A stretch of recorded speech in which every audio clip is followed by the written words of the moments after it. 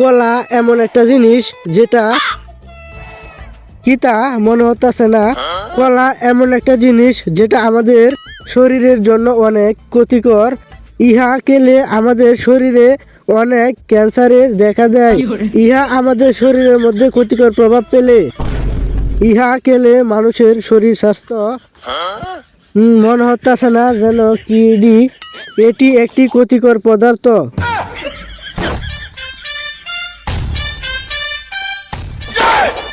কিরে তুই এটা কি কইলি রে? কলা আমাদের শরীরের জন্য ক্ষতিকর।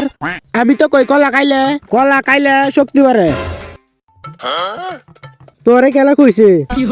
তুই অত জ্ঞান দিতে আসিস কে? আমি এনে রচনা মস্ত করতেছি। স্বাস্থ্য সম্পদ স্যার একটা রচনা দিছে, এটা মস্ত করতেছি। তুই এনে ব্যবসা লাগাইতেছিস, যা বেটা আনতে। এনে বেটা ব্যবসা লাগাইতেছিস, আমি রচনা লিখতেছি বেটা।